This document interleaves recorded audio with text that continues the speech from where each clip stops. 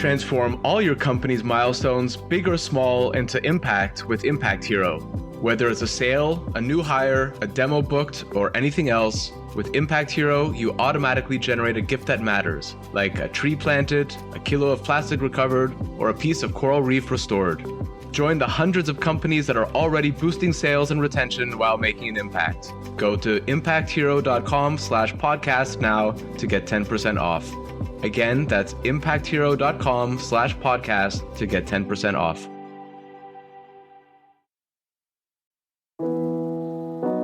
One of the issues with electrolyzers is you can't really start them up and then shut them down because it messes with the membranes that facilitate the extraction of the hydrogen molecule from a water molecule.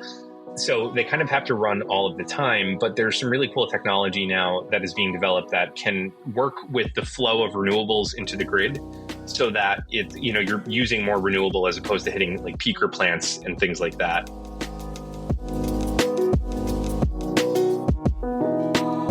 Welcome to another Climate Tech podcast, interviews with the people trying to save us from ourselves.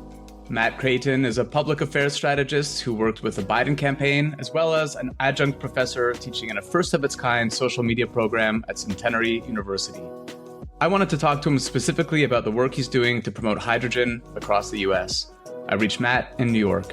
I'm Ryan Grant Little. Thanks for being here. Matt, welcome to the podcast. Thanks for having me. You're the founder of Publitics, which is a public affairs, political, PR, and strategy consultancy. Can you talk a little bit about what you do there?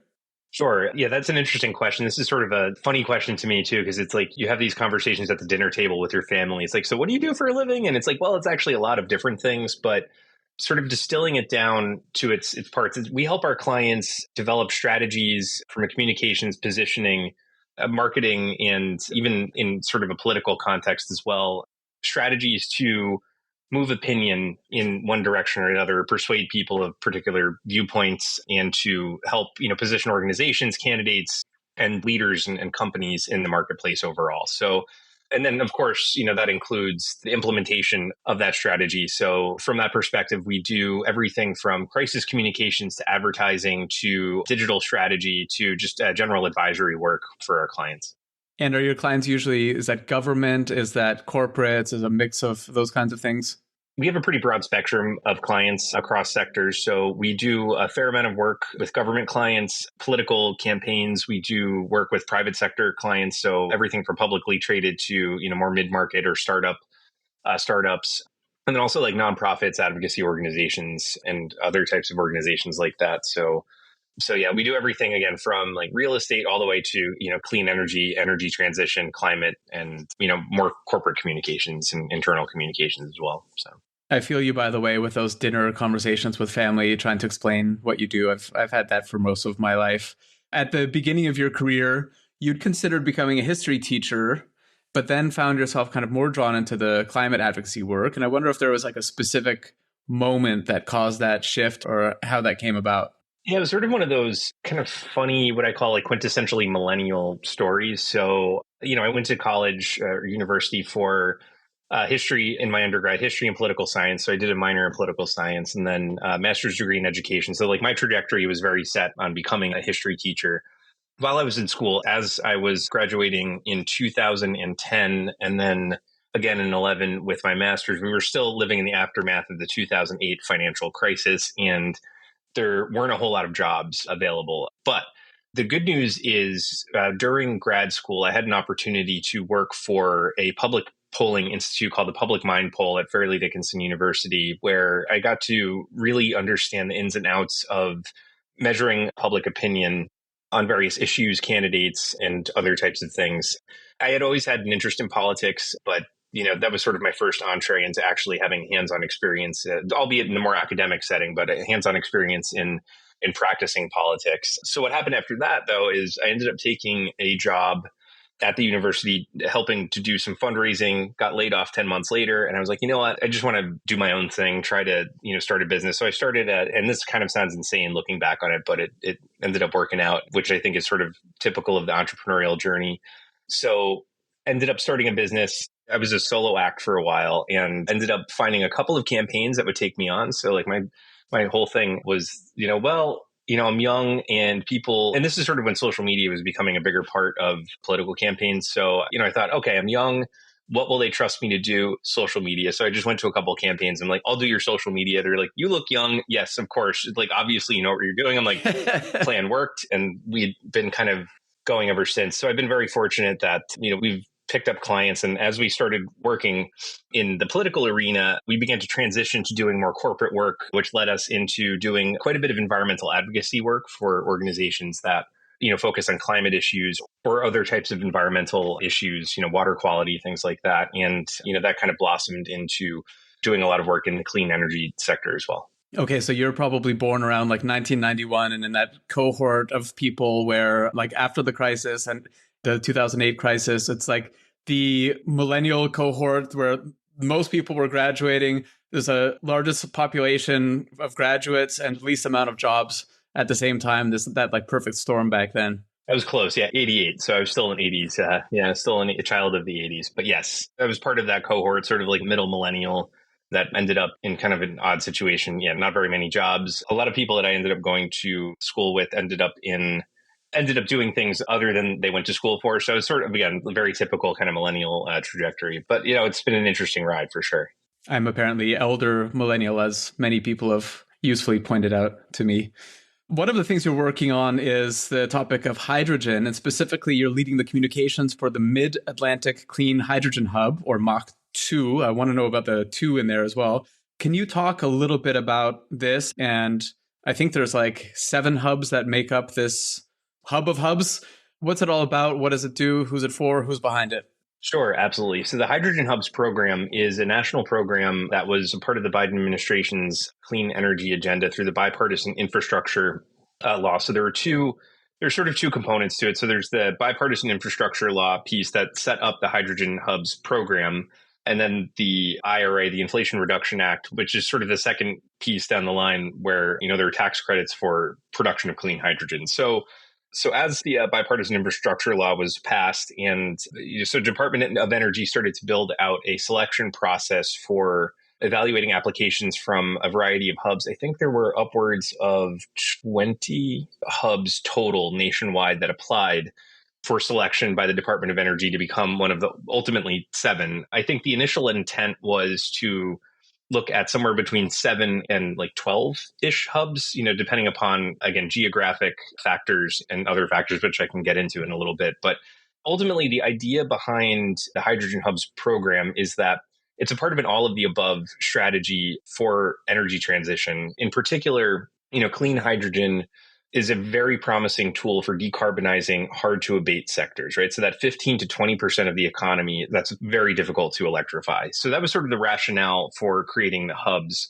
the Hydrogen Hubs program. So essentially, and I can get into exactly what a hydrogen hub is, because I think there's a little bit of a misconception out there, which is understandable. So I think that, as we started to, after the selection process, started to introduce this idea to the public, I think people had this picture in their head that there would be some singular facility or building, right, that was the hydrogen hub. And that's not really what it is. Essentially, a hydrogen hub is a network of producers, offtake, and workforce development, and then transportation infrastructures, whether those be like pipelines or other types of means of transporting clean hydrogen to end users. So that essentially is what a hydrogen hub is. And again, the concept was to provide a tool or to give us another tool in the toolkit to deal with some of these harder to abate sectors. Okay. And so it sounds like there's a geographic element to it as well. If you're talking about like local suppliers, off-takers, and transportation and that type of thing, whereabouts are they? And I wonder if you could just talk a little bit about how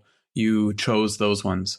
Yeah, so the Department of Energy made their selection based on a couple of factors. So number one, geographic distribution. So the 7 hubs are scattered across the country strategically. So you have one in the Midwest, you have one on the Gulf Coast. I'm definitely going to miss a few here, but one on the Gulf Coast, you have one in California, one in the Pacific Northwest, and another one in like West Virginia, Western Pennsylvania. And I might be missing one or two other. I'm probably missing a few, but they are distributed geographically. There are a couple of different considerations. So the other consideration was the means of hydrogen production or feedstock for hydrogen in each of these areas. So each of the hubs sort of serves a specific purpose or has a different mix of hydrogen production in terms of the type of hydrogen. So like we can get into the color codes on hydrogen in a little bit, but so that was the thought process there. So for our hub in particular, the Mach 2, our hub geographically covers right now, as it's conceived,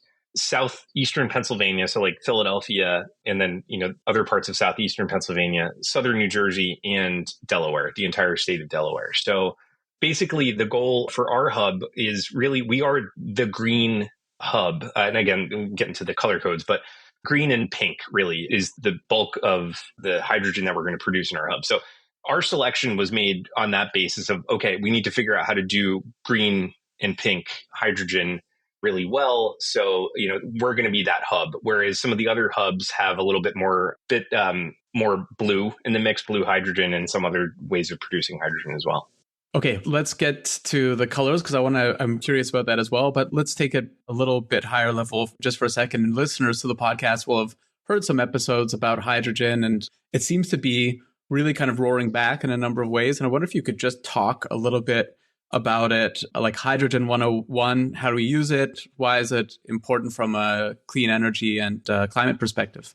Yeah, absolutely. So I would say the lowest hanging fruit when we're talking about hydrogen is the fact that currently, globally and in the United States, we produce a ton of hydrogen to begin with. Right now, almost exclusively in the United States, all of that hydrogen is produced, it's really gray hydrogen, right? So it creates emissions as you're producing the hydrogen. Now, it's the cheapest method of producing hydrogen, but it doesn't necessarily solve the climate issue. So lowest hanging fruit, I mean, hydrogen has applications in a variety of industrial applications, for example, like process improvement. So when we're talking about refining a petroleum, for example, you need hydrogen for process heating. A lot of industries use hydrogen for process heating currently. And then, of course, in long distance, heavy duty transportation, hydrogen is we're starting to look at hydrogen as a means of decarbonizing those sectors. So, and then also agriculture, so ammonia production, for example, you need hydrogen. And right now, again, it's not a super clean process. So the lowest hanging fruit is replacing the gray hydrogen production we have now with cleaner hydrogen production down the line once we can get that up and running. Now, the second part, again, are decarbonizing some of those harder to abate sectors. So again, like concrete, steel manufacturing. I'm just giving like a couple of examples because the list is pretty long.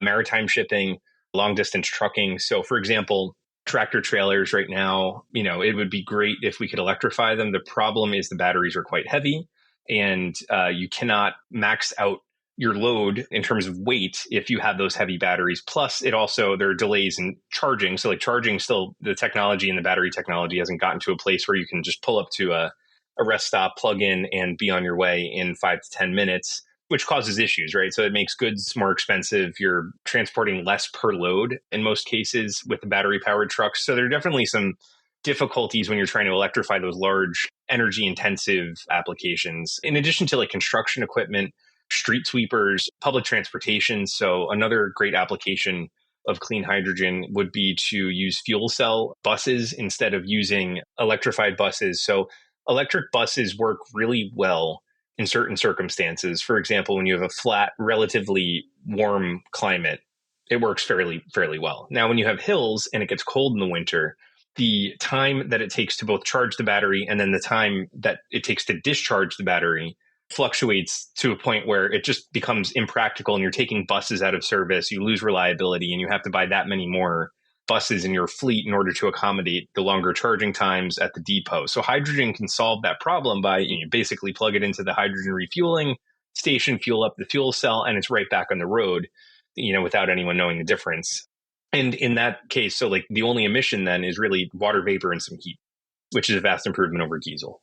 And you threw out another color, gray, there. So I've got gray, green, pink, orange, I've heard as well. So what's the deal with all of these different colors? And how do they affect performance or what are their applications? Yeah, absolutely. So this has been another interesting aspect of this is like when we're talking about the color codes, we're not actually talking about the hydrogen molecule. That is the same across the board. So it doesn't matter how you produce it. You're still getting the same hydrogen molecule. It's the same thing. You can use it in fuel cells. You can use it for industrial process improvement. The color codes refer, though, to how that hydrogen is produced. So gray hydrogen, for example, is produced using steam methane reformation, where you take methane and split the hydrogen atoms off, and then you do get a carbon emission from that. So you get hydrogen and then some other emissions as well as a result of producing gray hydrogen.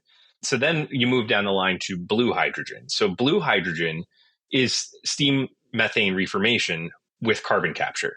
So same process, relatively inexpensive, with the added cost being the carbon capture element of that. So you capture the carbon, then you figure out how to reuse it. So I know there's been some interesting talk about, reusing it in like the food and beverage industry where you need that carbon dioxide for different applications. But also then at scale, though, really what we're talking about is storing it underground for the most part, and there are other advances coming down the line too that could make that a little bit easier. But carbon capture doesn't really work all that well in certain regions because the storage is just sort of impractical. So like, for example, in our region, it's not very practical. There really isn't any place to put the carbon dioxide. So you'd have to transport it out somewhere else. And that sort of defeats the purpose of. What are the ideal circumstances under which to store it? Is it like the Canadian Shield or something like that? Is this kind of rocky caves, that type of thing? Yeah, you need, I believe, and I'm sure the scientists that are involved in this could do a better job of explaining this. But I think largely the ability to store it underground,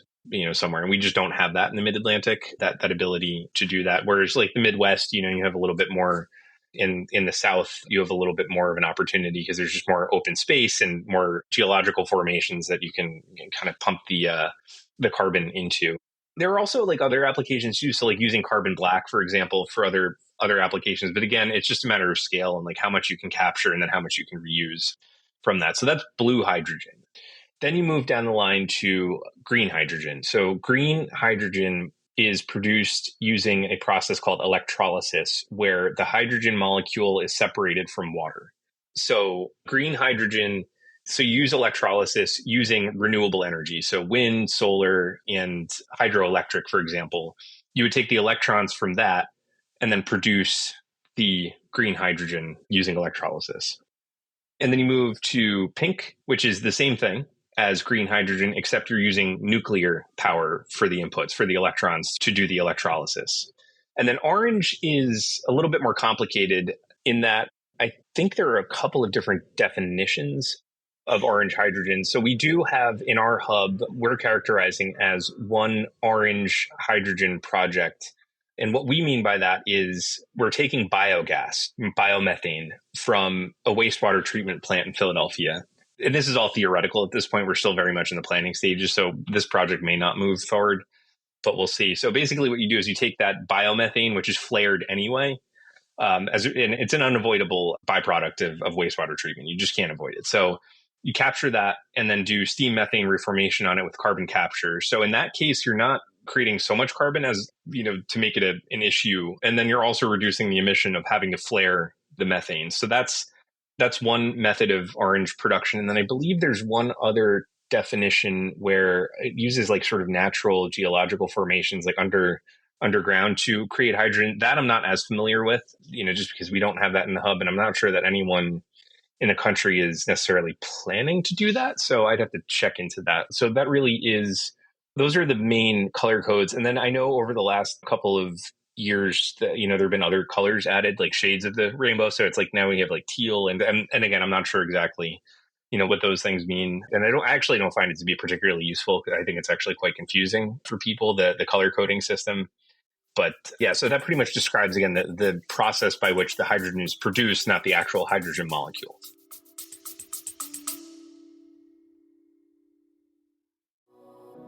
I work with a lot of companies who plan to open up shop in or expand across Europe. My one big piece of advice, don't fall into the trap of setting up a new entity right away. Instead, talk to my friends at Paracar, who can help you get up and running without all the costs, not to mention the legal and HR hassle. When I was hiring in different EU countries, I wanted my team to focus on their work, not on the country's bureaucracy. After interviewing a half dozen international expansion firms, I chose Paracar because they were by far the most knowledgeable and they're great people. Whether you're a large multinational looking to expand abroad, a small business looking for the right talent, or a contractor, they'll sort it out. Book a free, no-obligation consultation right now at paracar.eu/climate. That's PARAKAR.eu/climate.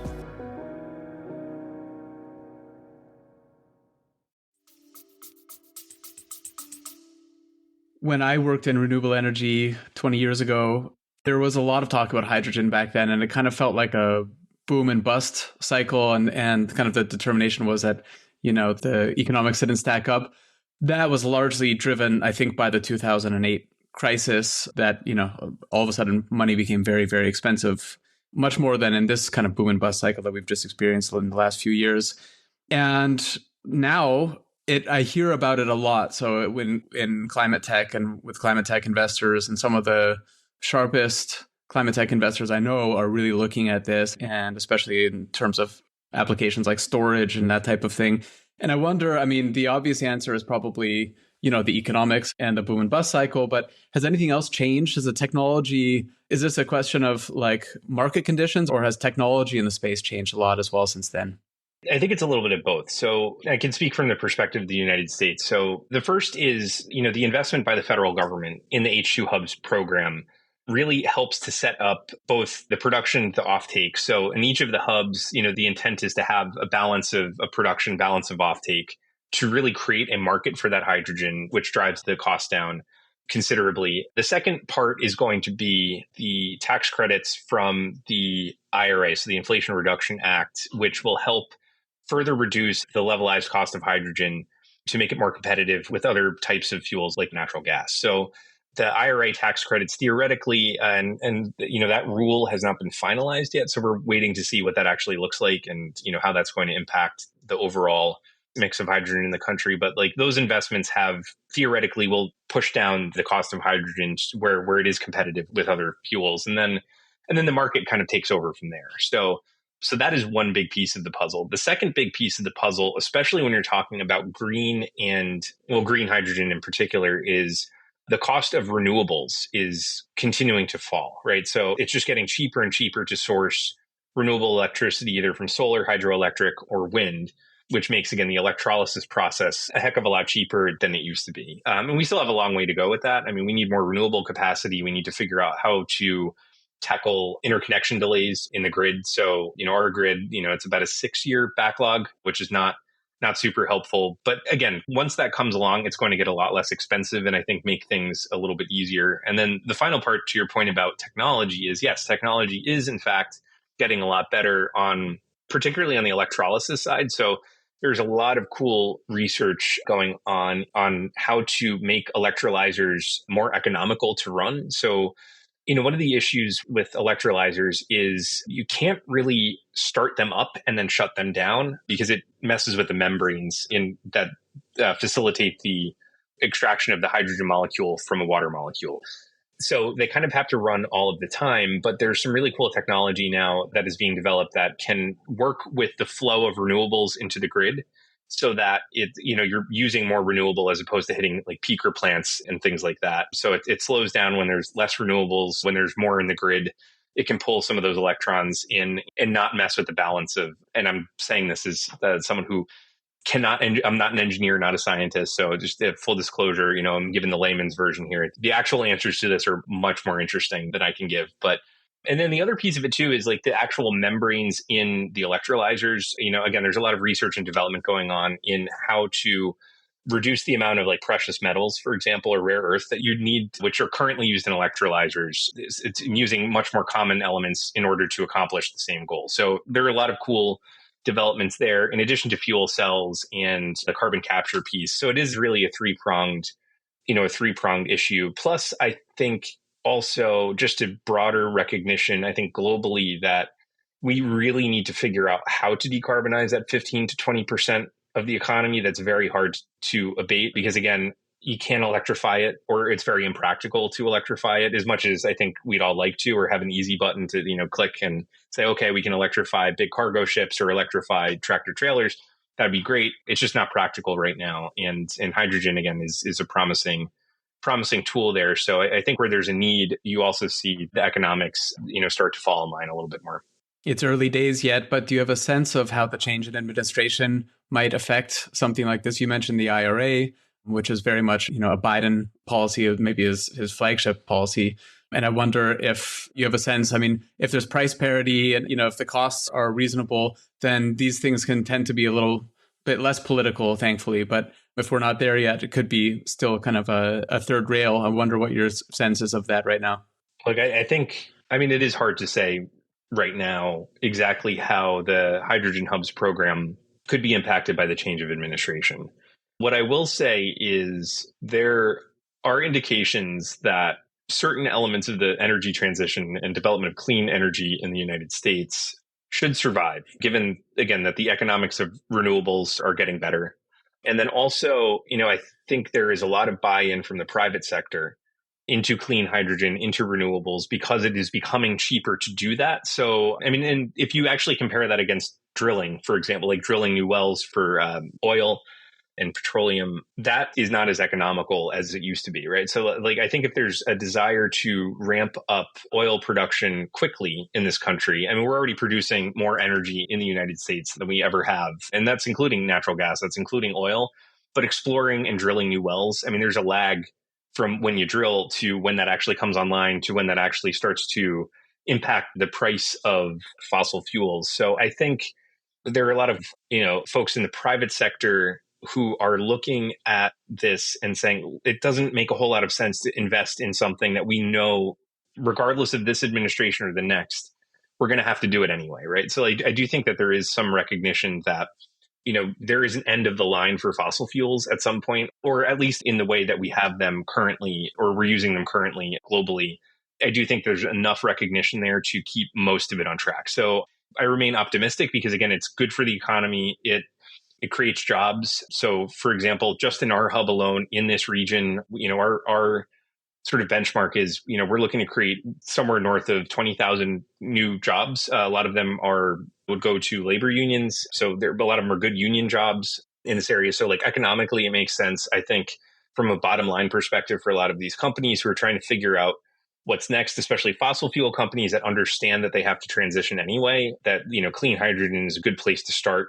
And then you can also reuse some of the infrastructure too. So again, one of our advantages in the mid-Atlantic is we have, pipelines that could theoretically be re-sleeved or refurbished to handle hydrogen transportation, or also we have rights of way that exist that are currently being underutilized as it is. So we have pipelines and things that are just not being used at the moment, and they're kind of sitting fallow and are economically useless unless, you repurpose that stuff. So there are a lot of assets out there that could be repurposed as well to transport clean hydrogen. So I think the incentives are aligned to have a cautiously optimistic view of where we're headed on clean hydrogen in the United States.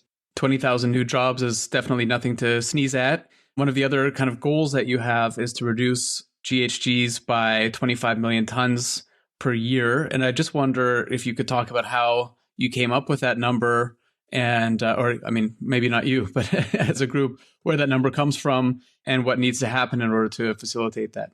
Yeah, definitely. So, the sort of back of the envelope math is, you look at the variety of end uses in the region. So again, if you look at the mid-Atlantic region on, air pollution maps, for example, it's a lot of big red blobs around this area, right? We have a lot of criteria pollution, and particulate matter and, air pollution issues that kind of just hang in the air in Southeast Pennsylvania, parts of Northwestern Delaware, South Jersey. So, and the reason for that is this is historically has been an industrial region, right? So a lot of industry, manufacturing, transportation. So we're along the I-95 corridor. So for your listeners who, are not in this area, that's, the main artery, that runs from New England all the way down to Florida and is a major artery for commerce. And that runs right through Philadelphia, right through Delaware and South Jersey.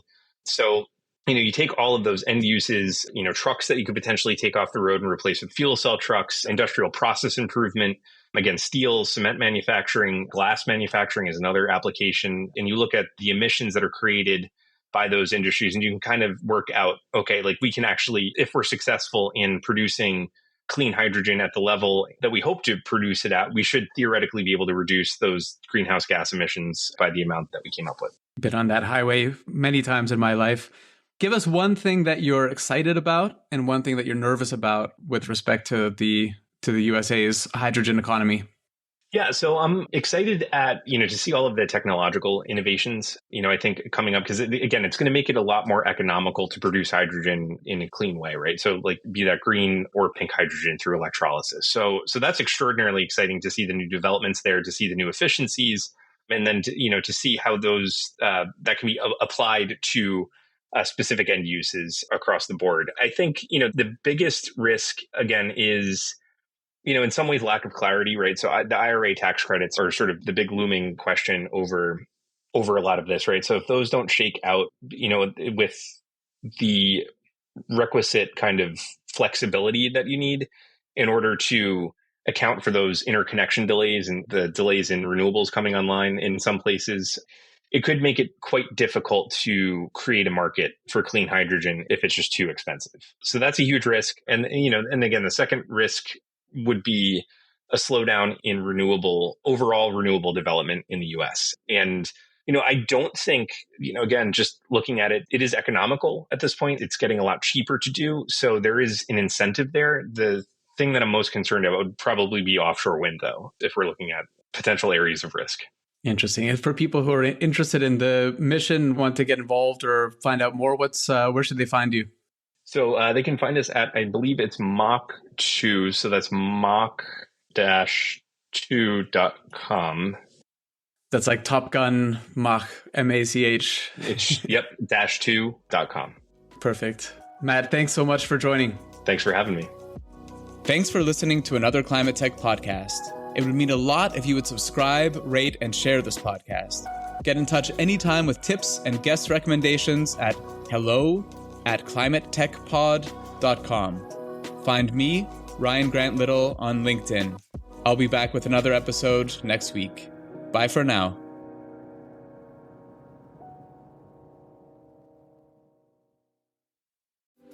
This episode is supported by Grizzle, B2B content to create and capture demand. I first met Grizzle's founder, Tom Watley, 5 years ago at a conference in Dublin. I was so impressed that I signed a deal with him to do all my software company's content that same evening at the pub. Remember that, Tom? Kinda. And they're still doing it 2 years after we sold the company because the new owners love Grizzle as much as I do. If you sell B2B, book 30 minutes in Tom's calendar at grizzle.io/climate. That's GRIZZLE.io/climate.